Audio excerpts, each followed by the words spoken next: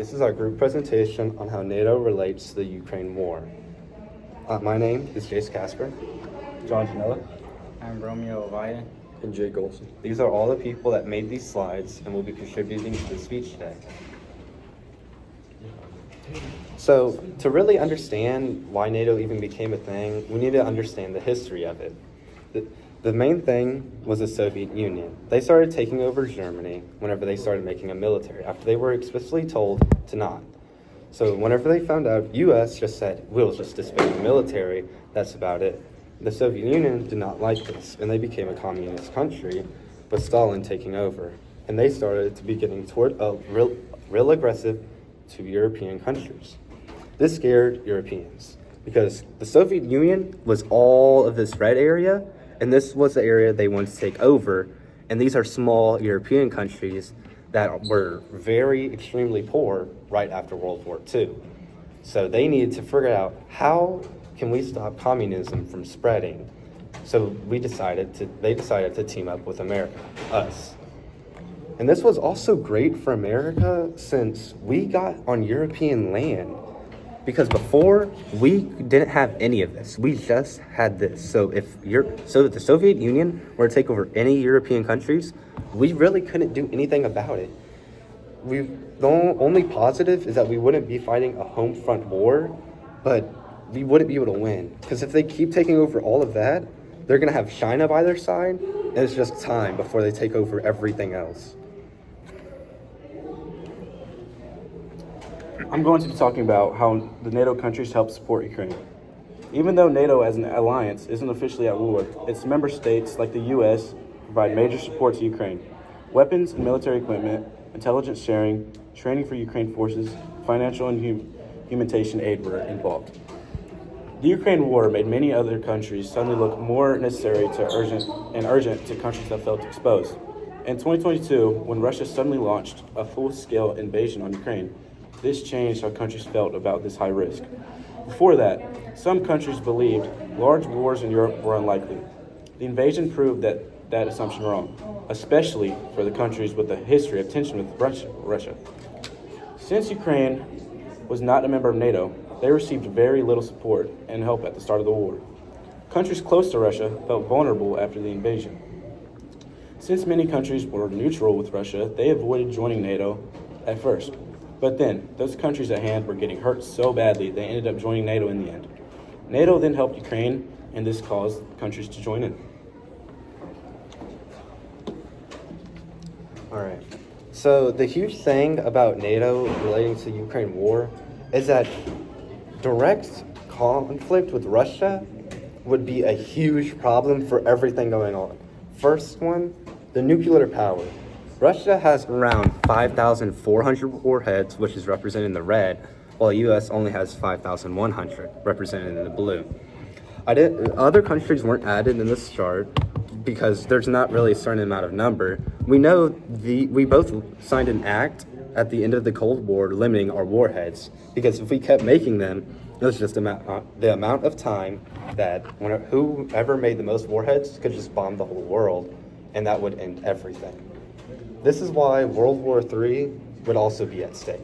If we were to directly attack Russia, all of NATO, Britain, Germany, all those people would also have to attack Russia.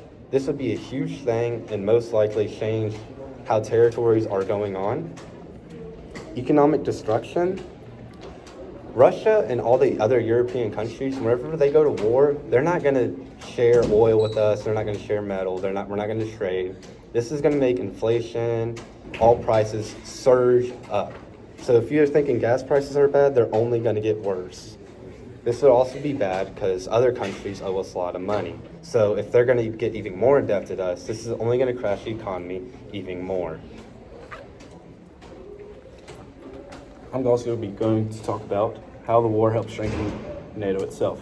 This made NATO more unified and stronger. Countries increased defense spending, Eastern European members boosted military readiness, new countries joined, like Finland, Sweden, and Sweden. The war helped strengthen NATO in many ways. This made NATO more unified and stronger. This also helped increase defense spending because many NATO countries, especially in Europe, boosted military budgets. After years of cuts, many countries joined in to help Ukraine. Eastern European members also boosted military readiness. So, I will be talking about how NATO shares intel with the Ukraine. First off, tactical and operational information on Russian troops. So if there's a bunch of Russian troops movements, like say west, they will know ahead of time so they can know how they can prepare for the future and what they would do when they attack. So this goes off of Russian troop movements, electronic signatures, also air defense systems. So if there's like a plane heading with Ukraine or heading their way, NATO will share it to Ukraine so they can know ahead of time. So if there's an attack or anything like that. And the second one I have is targeting assistance, support in identifying and confirming targets for Ukraine. That basically means if there's someone important, or like, and say they have a big like hit on someone from like Russian that's trying to like, or like a big name that's attacking Ukraine, they will know like where he's at and everything about that. So this helps Ukraine a lot. So NATO really helps Ukraine a lot with all the enemies that they're fighting, all of that. And my third one is their strategic intelligence. They have long-range insights into Russians' planning and decision-making. So back on what I was just saying, they know way ahead of time. So they know way ahead of time on what to do and how they're going to plan for the future and what they're going to respond with when they get attacked.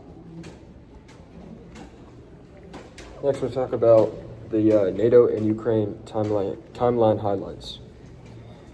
The distinctive partnership. In 1997, Ukraine signed a charter on a distinctive partnership at the Madrid summit, setting up the NATO-Ukraine Commission for Enhanced Cooperation. The membership bid. From 2002 to 2008.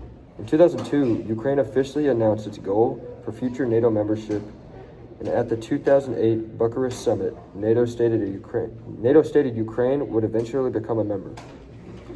Post-2014 shift. Following the illegal annexation of Crimea and aggression in Donbas, Ukraine officially prioritized NATO membership, reserving a 2010 policy of non-alignment. 2023 to the present. The NATO-Ukraine Commission was replaced by the NATO-Ukraine Council, enhancing status to equals in crisis consultations.